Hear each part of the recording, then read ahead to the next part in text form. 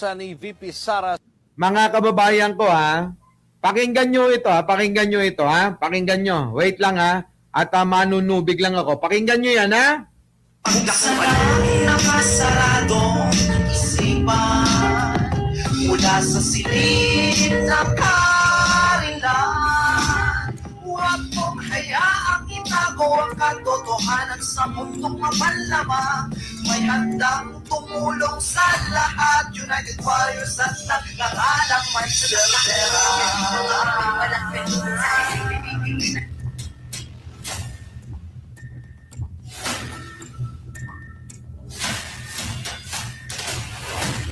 Nako mga kababayan, oh, mga DDS, makinig kayo rito.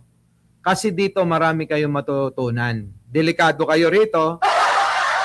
Totoo mga kababayan, yung mga DDS magbabago ng inyong perspective, mga kababayan. Ano? Sino katambal mo sa Channel 5? Tinatambal yata ako doon sa kaibigan natin na si Paring Jojo. Mukhang special request tayo ni Paring Jojo natin, ano? Kita nyo mga kababayan, ano? Puta, nagsama yung comedy.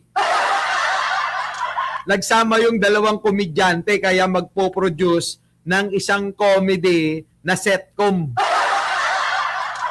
Ano, iba na talaga mga kababayan. Naku, syempre, di ba, Batang Pasaway, Reign Forever, Benji Bernardo, Benji Uy, alam nyo na. Akala ko natulpo ka, ako pa ba matutulpo? Hindi naman tayo nang agrabyado ng kapwa. Tayo ang madalas na inaagrabyado. Eto na mga kababayan. Malabo na ito, mga kababayan ko ha. Pasok! Sa Mindanao, kaya patuloy siyang nangunguna sa presidential survey para sa 2028. Pero ayon sa founder at CEO ng Strat-Based Institute, sa Luzon ang battleground. Nako, ayan. Mga kababayan ha. Sabi sa Strat-Based, nasa Luzon ang battleground. Nako mga kababayan ha. Eto na! Patuloy na nangunguna si Vice President Sara Duterte sa 2028 Presidential Preference Survey. Siya ang nag-iisang nag-anunsyong tatakbong Pangulo. Nakasunod Siyempre, mga kababayan, sino mangunguna dyan? Diba? Maria Beatriz. Sino ang mangunguna? Siya lang naman ang nag-iisang nag-anunsyo na tatakbo. Siyempre, ang isip pa ng tao ngayon, walang kalaban ito. Wala pang kalaban.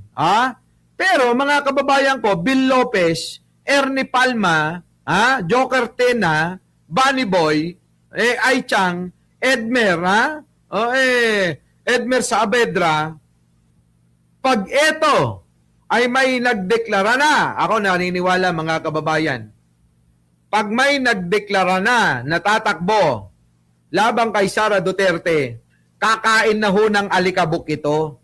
Wala pang opsyon Pero ngayon pa lang na wala pang opsyon nga raw, eto ho, pakinggan natin. sa kanya sa survey ang nagsabing hindi siya tatakbong presidente na si Naga City Mayor Leni Robredo. Base sa Pulse Asia survey na kinumisyon ng Strat-Based Group na isinagawa noong May 3 to 7, muling nakakuha ang bise ng 51%, habang 41% naman kay Robredo. Kita nyo mga kababayan ko, malaking numero yan Malaking numero yan at saka yan meron pa ho yung meron pang mga medyo pagkabayas pa yan. Sama-sama pa dyan. Yung mga tao na wala namang choice, baliw lang, baliw lang ang pagpipilian, syempre, ano pa ba nga ba?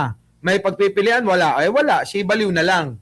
Pero, kahit na ho, nagpahayag na hindi tatakbo, ito hong nagngangalang Leni Robredo, mayor ng Naga, mga kababayan ko may mataas na marka na diyan po mga kababayan ay nagsasabi na ngayon pa lang na ang kampo ni Sara Duterte na gumagastos na ho ng bilyon-bilyon para pabanguhin yung mabahong pangalan niya ay hinahabol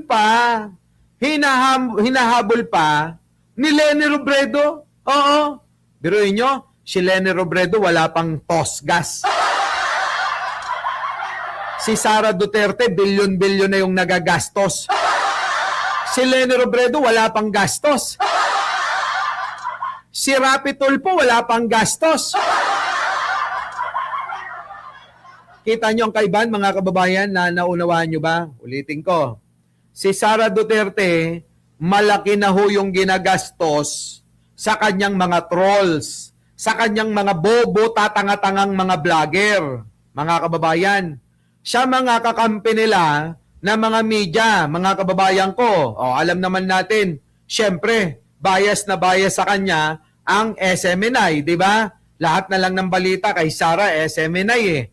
Syempre, yung kabayasan nando doon. Although, nagre-report din sila tungkol sa mga nangyayari sa mga ibang mga bagay at sa Malacanang kay Pangulong Bongbong. Pero mga kababayan, makikita natin yung kapaboran na naibibigay nila kay Sara Duterte.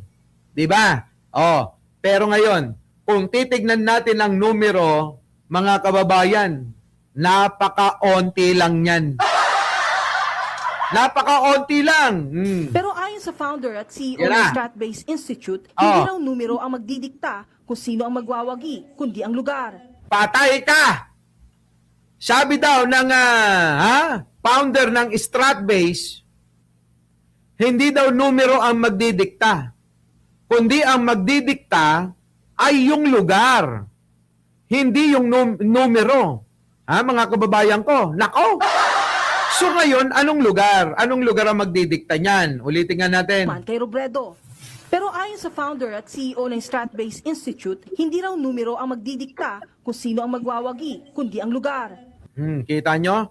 Hindi daw numero ang magdidikta, kundi yung lugar, ha?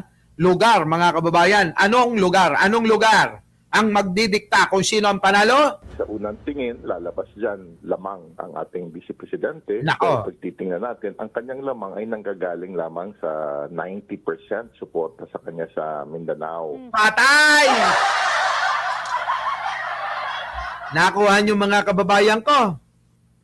Ha? Nakikita natin, sabi, lumalamang nga daw si Sara, pero ang nakikita natin dyan, nanggagaling lang yung 90% na yon sa Mindanao. Patay. Hindi naman sa Mindanao ang labanan lang, mga kababayan ko. May nakakalimutan sila. Dito sa Luzon. Nakaw! Ano sa Luzon, boss? Sa Luzon? Ang dapat nating isipin din ay si VP Leni lumalamang na sa Luzon. At Luzon ang may 52% ng botante sa ating bayan. So, ibig Nakaw! Mga kababayan ko, 52% ng botante sa Luzon ay pumapabor daw kay Leni Robredo. Yaon. Kaya pala. O, sige tuloy. sabihin kung saan pumunta ang Luzon, yun ang nagiging nagwawagi. Kung sino daw ang magwawagi sa Luzon, kadalasan yun ang magwawagi.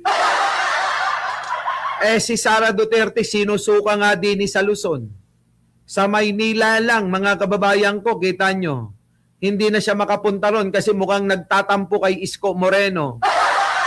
Kahit si Isko Moreno ay gumagawa lang naman ng kaparaanan para maitawid yung mga Manileño. Pero si Sara, masyadong pinipersonal yung pagkakasama-sama kay Pangulong Bongbong Marcos. Di ba? Anong ginawa ng mga vlogger ni Sara Duterte? Binira ng binira si Isko Moreno. Kita nyo mga kababayan ko, paano nga magiging presidente ito? Wala ho eh. Ang gusto niya parang yung ugali ho nga talaga ng Bratinela ito eh. Pag gusto niya, gusto niya.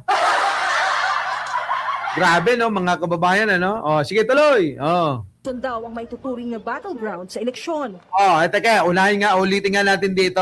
Yan, dito ha. Panoorin nyo mga kababayan hindi ako magsasalita. Pakinggan yung maigi. Man kay Robredo. Pero ayon sa founder at CEO ng Strat-Based Institute, hindi raw numero ang magdidikta kung sino ang magwawagi, kundi ang lugar. Sa unang tingin, lalabas dyan lamang ang ating Vice Presidente. Pero kung titingnan natin, ang kanyang lamang ay nanggagaling lamang sa 90% suporta sa kanya sa Mindanao. Ang dapat nating isipin din ay si VP Lenny lumalamang na sa Luzon. At Luzon ang may 52% ng botante sa ating bayan. So, ibig sabihin kung saan pumunta ang Luzon, yun ang nagiging nagwawagi. Patay. Luzon daw ang may tuturing na battleground sa eleksyon. Kita nyo? Luzon ang maituturing na battleground para sa pagka-presidente. Wait lang. Ngayon, mahina si Sara daw sa Luzon. Pero teka, may biglang sumulpot na survey. Bakit daw, di ba? Kaya daw mataas ang trust rating ni Sara dahil mataas daw ang rating niya sa Luzon. Mga kababayan, hindi tumutugma talaga eh. Yung mga nangyayaring survey ng ibang survey company, hindi po tugma sa mga nilalabas ng ilang survey company rin. Ang gulo-gulo nila, no, mga kababayan, Sergeant Putik, James Gillian, Jenny Ramos, sa lahat ng mga bagong dating, Ricky De Guzman, Baby Treste, di ba? Grabe, no? EA Gem, yan, mga kababayan ko. Ito, tuloy! Mahina din dito sa Mindanao, mga Duterte, sabi, mga kababayan, no? Sabi ni Sergeant Putik, mahina din dito sa Mindanao, mga Duterte. Sabi ko nga sa inyo, kung totoo ngang malakas pa sila sa Mindanao, mga kababayan, bakit 300,000 lang yung nakuha nilang perma? Diba? Ayun, mga kababayan, nabasura lang. Nabasura lang ho yun eh. Dores, Osamis Sanchez. Nabasura lang yun. Bernadette, Boss Gano. Kung totoo talaga malakas sila, di da sana nakakuha sila ng milyon-milyong perma. Di ba? Jasmine Ines. Kaso, Jonathan, Dennis Raka, wala. Wala silang nakuha. Alan Pedro, The Dreamer, wala eh. Nela Eros, Peralta. Di ba? Dito sa Luzon, ayaw namin siya mga Duterte. Sabi naman dito, biruin nyo. Kaya nga ako'y nagugulat eh. Saan pa sila kumukuha ng bilang? Ang ating battlegrounds talaga ay nasa, sinasabi ko minsan, 30 provinces. Meron tayong malaking mga probinsya. Karamihan yan ay nasa Luzon. Walang nananalo sa ating bayan na Pangulo kundi mo makukuha ang Luzon. Yon. Kinumpara rin ni Manhit. So bilang ikaw ay isang Pangulo, hindi ka mananalo kung hindi mo nga daw makukuha ang Luzon. Hindi naman nakuha ni Sara. Sabi rito, sa survey ng mga bayaran, mga kababayan, sa Mindanao lang daw. Nakaw! Duda nga ang marami dyan mga kababayan duda, di ba? Duda. Ang sa numero ng dalawa. Anya, steady ang nakukuhang porsyento ni VP Sara, habang kay Robredo, unti-unting umaangat kahit pa ilang ulit ng sinabi ng alkalde na hindi siya tatakbo sa national posisyon. Kita nyo partida. Si Leni Robredo, hindi pa nagdideklara na yan ay tatakbot. Ilang makaulit na po na tumatanggi na ayaw kong tumakbo.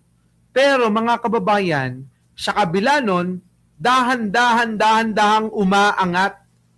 Umaangat ng umaangat ang perma, mga kababayan, ang perma tuloy, ang rating ni Leni Robredo. Doon dapat basihan sa sa perma sa buong bansa, walang 500K ang pumirma sa napabor sa Duterte. Kaya nga di ba Bambina?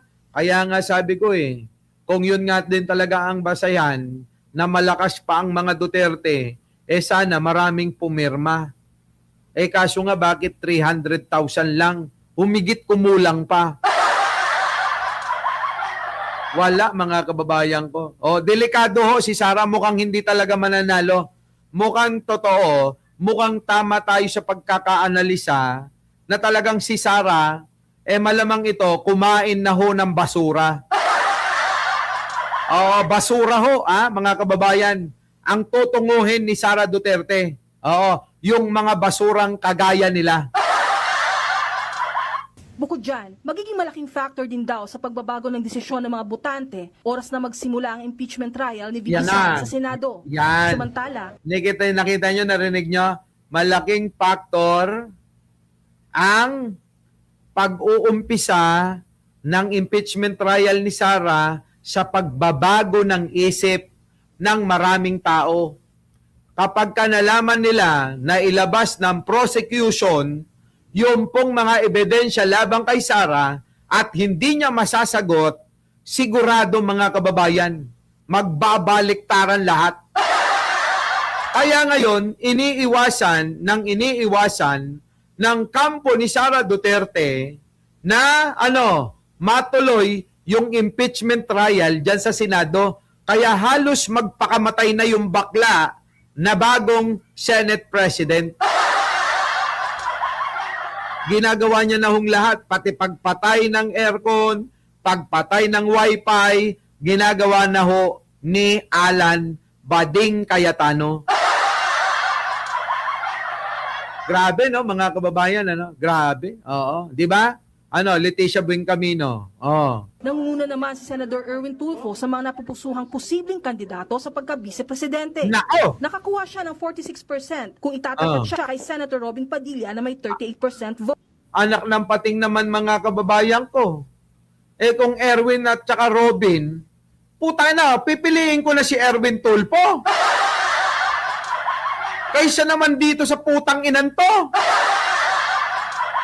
Di ba mga kababayan? Wag na.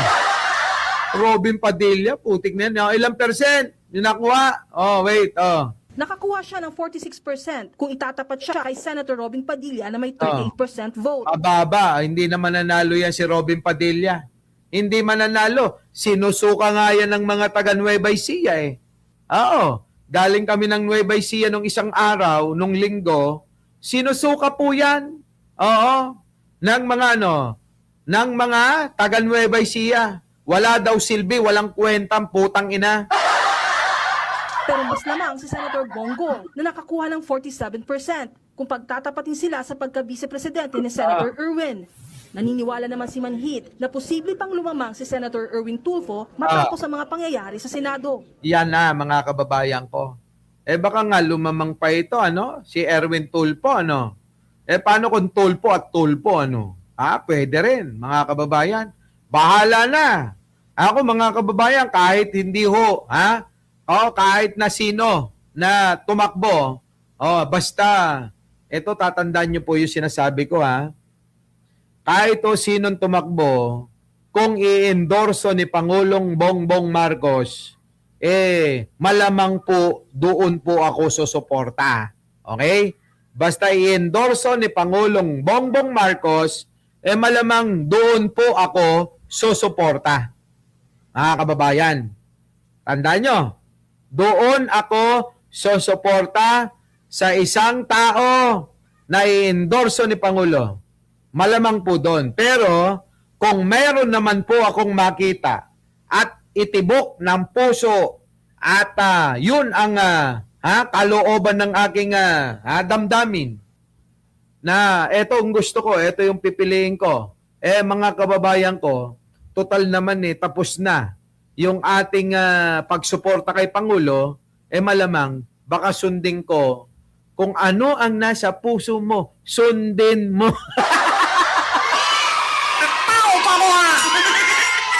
Diba?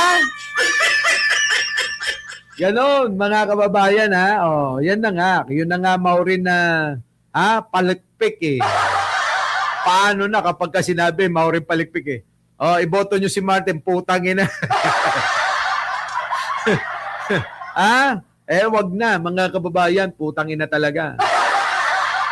Pero, mga kababayan ko, kung wala nang pagpipilian, halimbawa, Martin versus Sara. Martin versus Sara ang maglalaban, puta, pikit mata na lang tayo.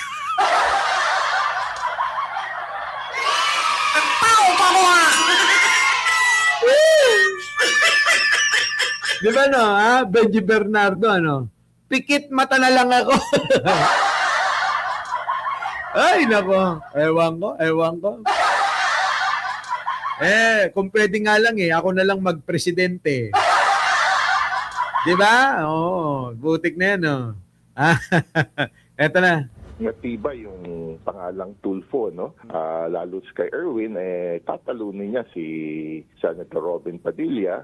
At hindi pa ito nag-uumpisa yung mga ingay o kaguluhan sa Senado, no? Makalalo pang magkaroon ng positive view, lalo na sa mga paninindigan na nakikita natin kay Senator Erwin Tulfo. Nako, patay. Posible rin daw maungusan ni Tulfo si Bongo dahil ang suporta ni Go ay nakatali sa mga Duterte. Oo nga. Hinigit din ni Manhit na malaki pang ipagbabago ng mga numero dahil sa sunod-sunod na nangyari sa Senado. Ilan sa mga makakaapekto rito, ang mga issue gaya ng usaping inatake ang Senado na sa huli pinapatunayang hindi totoo.